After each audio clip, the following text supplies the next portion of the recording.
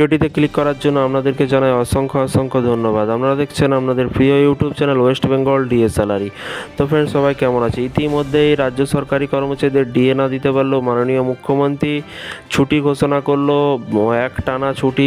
এই সময়ে আপনারা কোথাও ঘুরতে যেতে পারবেন, অনেক দিনের ঘুরতে যেতে পারবেন।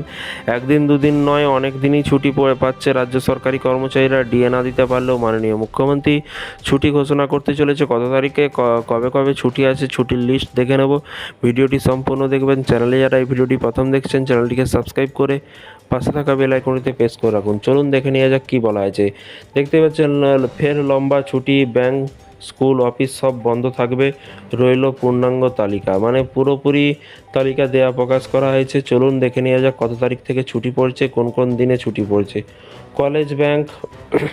কলেজ এবং ব্যাংকে ছুটির ওপরে ছুটি পাবেন সরকারি কর্মচারীরা। জুলাই মাসে অর্ধেক তো প্রায় হয়েই গেল। জুলাই মাস তো অর্ধেক তো হয়েই গেল। যারা সরকারি চাকরি করছেন তাদের হতে চলেছে সোনার সোহাগা। কারণ 17ই জুলাই একটা ছুটি ছিল সরকারি কর্মচারীদের।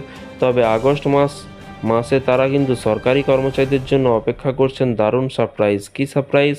আগস্ট মাসে একাধিক দিন কিন্তু ছুটি থাকবে রাজ্যের অফিস, স্কুল, কলেজ, আদালতে।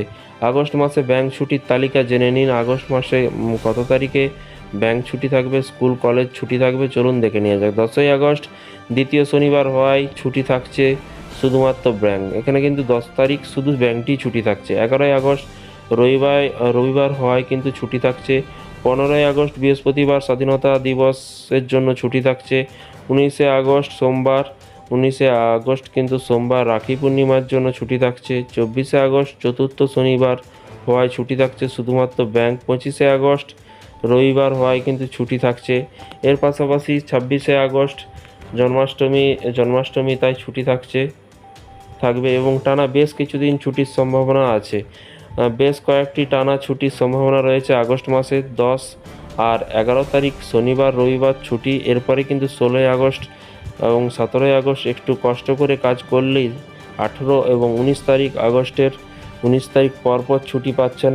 তারপর আবার কষ্ট করে 4 দিন কাটিয়ে পরপর 3 দিন ছুটি পেয়ে যাবেন। তাহলে আর দেরি না করে চটপট একটা পরিবারকে নিয়ে ছুটির প্ল্যান করে ফেলুন এখন থেকেই। তো উল্লেখ্য, আপনাকে মনে রাখতে হবে যে বেসরকারি কোম্পানিগুলোর ছুটি কাঠামো অনেক আলাদা। বেশিরভাগ বেসরকারি প্রতিষ্ঠানে সপ্তাহে প্রতি শনিবার ও রবিবার ছুটির দিন থাকবে। বেশিরভাগ সরকারি কর্মচারীদের জন্য রবিবার নিয়মিত ছুটি থাকে। রবিবার ছাড়াও সকল সরকারি ও বেসরকারি খাতে কিন্তু অন্যান্য দিন কর্মীরা প্রায় প্রতি মাসে জাতীয় ও সরকারি ছুটি পায়। তো ফ্রেন্ডস, বিষয়টি বুঝতে পারছেন। এই ছিল আজকে একটি ছোট্ট আপডেট। এই ধরনের ছুটি, বেতন বৃদ্ধি, যোজনা, প্রকল্প, ডিএ সমস্ত আপডেট পেতে চ্যানেলটিকে ফলো করে পাশে থাকা বেল আইকনটিতে প্রেস করে রাখতে ভুলবেন না। ভালো থাকবেন, সুস্থ থাকবেন এবং আপনাদের মতামত থাকলে নিচে কমেন্ট বক্সে কমেন্ট করে জানাতে ভুলবেন না। Thank you.